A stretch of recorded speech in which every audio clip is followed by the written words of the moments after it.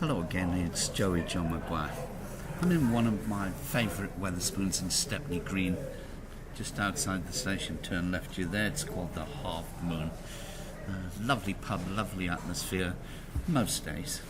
And sort of working class sort of pub, lots of students, yeah. Nice, real nice atmosphere, real friendly stuff in here. Typical Wetherspoons.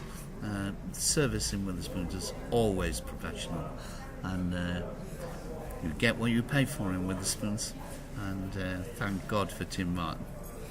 Yeah, otherwise we'd all be paying £10 a pint and maybe £30 for fish and chips or curry. Without Wetherspoons, I don't know where we'd be. Anyway, which brings me to my latest poem, which I wrote in the early hours of this morning. I'm to read it off the screen because I ran out of time and I've had to print it. I've had to type it out in the pub. And it's called, which is rather relevant to what I've just been talking about, it's called Tallyman Comes. And for those of you who don't know what a tallyman is, he's the guy who comes around and lends you money in your own home, or gives you vouchers to go shopping in certain designated shops. He was the tallyman, and God knows what poor people, working class people, would have done without the tallyman. And I remember I used to be a tallyman for a very short period, about a year, quite a few years ago, but I remember as a child we had a tallyman, and there was 3 tallymen used to visit from the 3 big companies, and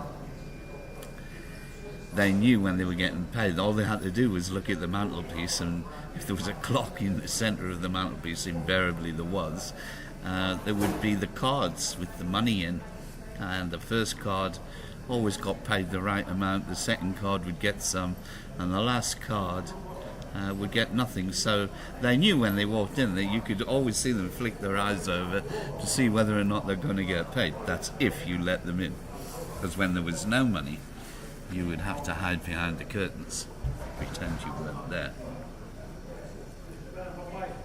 Anyway, the poem is called Tallyman Comes. Tallyman comes on a Friday night. It's when the payment's due. Smiles when he gets his money, when it's been a week or two. He knows by now it's his lucky day when his books are at the front of the queue. Mum robs Paul to pay Peter. It's what single mothers do. Always paid up before Christmas, when in the black it's easier to say, "Tallyman, lend me some money. It's for the kids on Christmas, dear." Great until the festival's over, the joy no longer on display. Debt doesn't smell like clover, keeps its stench for another day. The tallyman's knock is distinctive, firm-handed it is meted with pride. A click of my mother's fingers, the signal to hush and hide. Daring not to breathe or hiccup, how fatal a nervous sneeze, always knocking 3 times for certain before in disgust deciding to leave. But the tallyman would never betray us, never once asked for payment in kind, never aired our dirty washing in public because Mum was the paying kind. As an adult, it's hard to imagine what the estate would have done without him, and I laugh when I think of the Fridays when no one would let him in. Almost part of the family, he knew each of us by our name, and I remember saying thank you to Santa, so grateful the tallyman came. Those were the days.